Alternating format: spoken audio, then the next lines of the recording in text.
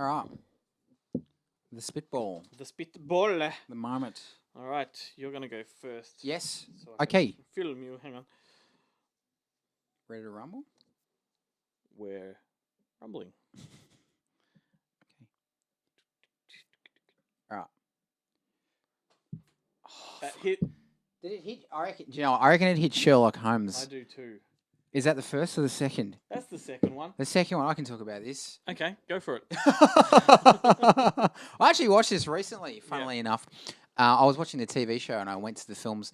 Not bad. The second one is okay. I know they wanted Daniel Day-Lewis to play the villain. He said no, and it turned out to be Jared Harris. Yes, Jared Harris. Who is a great actor. Richard Harris is Not quite a draw card though. not quite Daniel. Richard Harris's son, I believe. Yeah, it's not a bad film. The first one's great.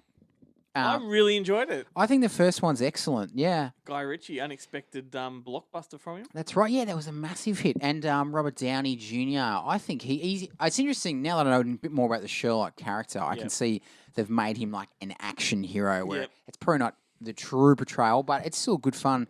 It's a good time. And Downey Jr. is excellent, and Jude Law. They got great chemistry. Yep. I think he's a great Watson. What about your thoughts? Like it? Yeah, I do. I like it a lot. Funny, I think Robert Downey Jr. pretty much played the Sherlock character in the new Doolittle film. Oh, And it was yeah. atrocious. Yeah, I didn't go there. So Atrocious. British again. Yeah, same kind of personality, Yeah. demeanor, and all that, but just missed the mark. I believe they're making a third I one. had a toothpick in my ear and I've just lost it. Hang on, there we Oh, go. mate. You got it? Yep. Now we can continue. Yes, I feel like Edna or whatever her name is, Edie from Ferris Bueller. Oh, yeah, One of that's the right. pins. That's right. Yeah, Yeah, she looks like Dirty Harry just then. That's good. Sorry about that. That's all good. Thought I was going to spike myself. We digress. What were we talking about? Yeah, Sherlock Holmes. Yeah, they're making the third one apparently. Are they? Apparently so. That's slated for And this is Guy Ritchie? I believe so. Same. The Boy's back, but Guy Ritchie's a good director. I quite like him. Yeah. Like hit and miss, but I think he's got some good ones, man. I love Lock, Stock, and Two Smoking Barrels, Snatch. Well, obviously, The Gentleman. Yeah, The Gentleman was good fun. It was. Yeah, It was great fun. I actually think that's his best film. You do. Yep. And yeah, I don't mind him. I'm one of the few people that actually got a kick out of the King Arthur film. King Art didn't see that. Yeah, I liked it a lot. Yeah. Aladdin was pretty good. Aladdin, yeah, Rock and Roller, is good fun. Yeah. He's an entertaining director. Yep. Yeah, he's good Alright. fun. My turn. Anyway, Sherlock. Sherlock. Okay. I know what I want it to land on. Here we go. Oh, nothing is sticking today, but that landed on Juno. Oh, I did it. Yes. Yep. Okay. We didn't film that, but that's all right. Sorry. That's okay. It landed on Juno. No one cares about Nah, that stuff. no one cares. Juno. Who directed that? Alexander Payne? No. No, is it Jake Kasdan? Okay, I'll take your word No, for it. Reitman. Jason Reitman, Yeah. of course. Yeah, that's a good film. It is a very good film. It's a big film when it came out, wasn't it? Yeah, it seems to be a forgotten one. It is. I was having a chat with a mate today about films that come out and in like early 2000s that make a big impact. They get a lot of recognition and then they just kind of fade away. Yep. I think it's one of those. You think at the time this is going to be a classic, but it's not now.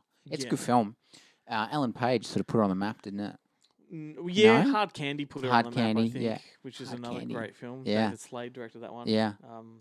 Brutal film. Yeah. Gina, what do I have to add to this one? Who is this? Is Michael Cera, isn't it? Yes. Is it Alison Janney?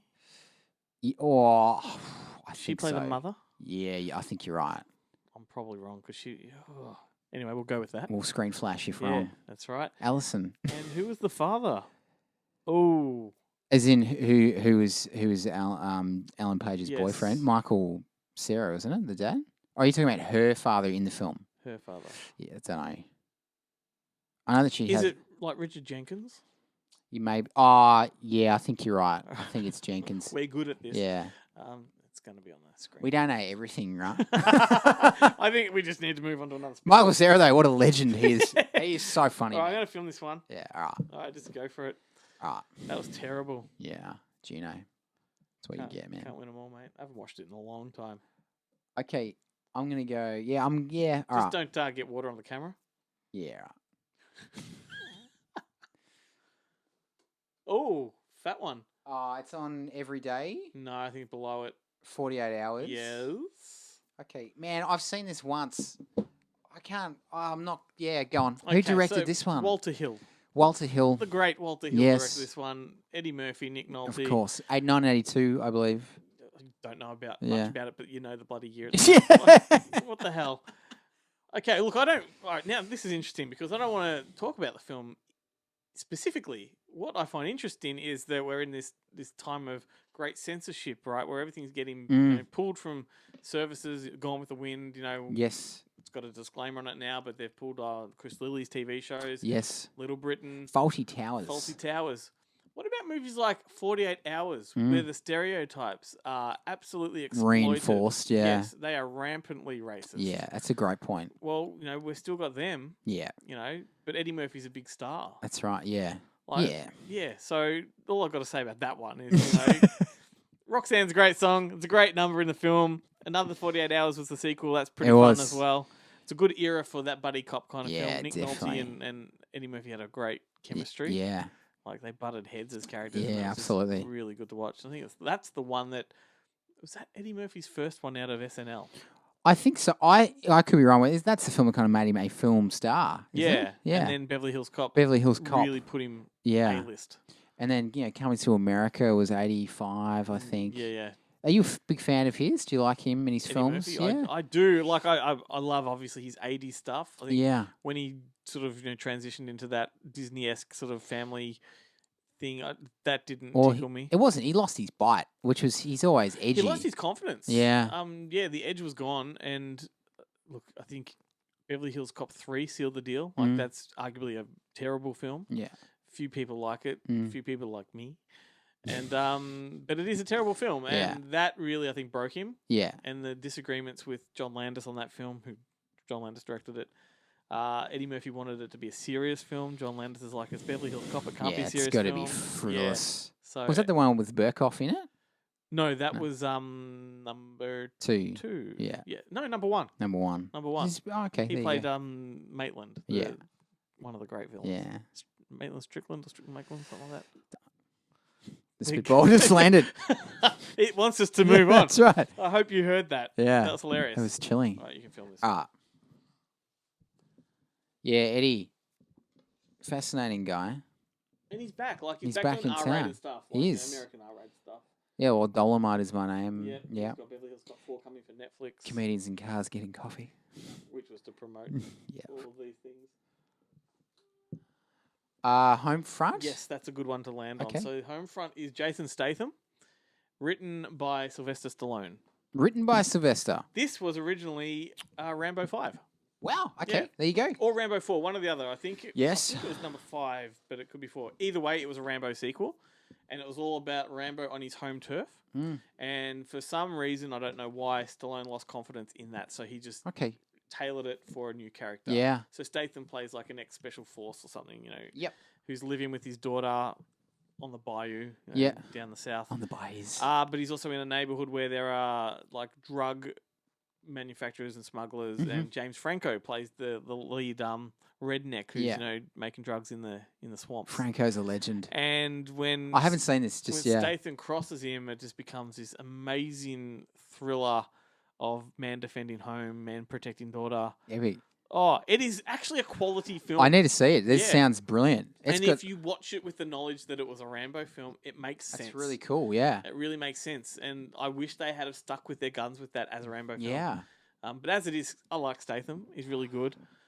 I was about to say it's got 3 guys in it that I'm a big fan of. Yeah. Like Statham, I think, sensational. As a pure action star, he's one of the best at the moment. Winona Ryder's in it. Oh, Winona? Yeah. Far out. It's a great cast. Yeah, Statham's great. Quality film. And just a real good balls-to-the-wall action film. Franco's a sensational actor and good director. I miss Franco. He's been cancelled. I know. Terrible. Right on. He just had the pinnacle of his career with the, arguably with the Disaster Artist, and it was soon after that, wasn't it? There is no more prolific a filmmaker than him. He churns them out, doesn't he? He directed like 1 film a year, often 2. Yeah. And always really small films that sort of fly under the radar, but he does it anyway, How insane is he in Spring Breakers? Oh, yeah. He's just great. And look, I don't want to get into the story of it all, but I think the reason he was cancelled was pretty poxy. Yeah, it's very flimsy. Yes. Yeah. And the poor guy all but got cancelled. Although I think he's kind of climbing his way back with the new show he does called The Deuce. Yes. For HBO. Yeah. Which is great. Yeah, I haven't seen that. I need to check that out. I would like to see him back on the scene, to be honest with you. Yeah. Spring Breakers, man. When I watched that, I'm like, this film is insane. Well, that's Harmony Korine. Like, that's what he does. It's like chaos, isn't it? Do you ever see Kids? No, I haven't seen that. He wrote that. Wow. He did one called Gummo in the 90s, which is just demented and wonderful. Yeah. Recently, he did The Beach Bum with Matthew McConaughey. Yes. He's a real sort of auteur. Yeah. Just marches to the beat of his own drum. Yeah. Classic videos on YouTube of him on Letterman. 3 appearances over the course of like 10 years. It is one of the most hilarious things you'll ever see because he was essentially high the whole time. Yeah. Hard to communicate, but this progression of the 3 appearances back to back. So he was amazing. He was Joaquin Phoenix for real. Well, who was it? Because then it ends with James Franco on Letterman and Letterman talking to him about Harmony Korine. Wow. Yeah. And then they talk about why he's never welcome back on the show, and they accuse him of stealing stuff from people's purses in the room, in the back room, and Franco trying to defend him. That's hilarious. Then getting to a point where he realizes there's no way I can defend him. There's no defense left. So he just says, "Well, he is who he is." Yeah, that's right. It's brilliant. That's hilarious. Whose turn is it? Yours. It's mine. All right. Written by Stallone. Hey, that's really cool. Is this our last one? Yeah, let's do a last one. Yes. I love Stallone. I do too. I've recently bought all of the Rambos on Blu-ray. Underrated actor. I actually and think writer. He's a great writer. And director. Brilliant actor. Yeah. He wrote. He directed Staying Alive. What a lad. I'll go behind me, eh? All right. All right. Well, anyway, that landed on Palindromes. Palindromes. Okay.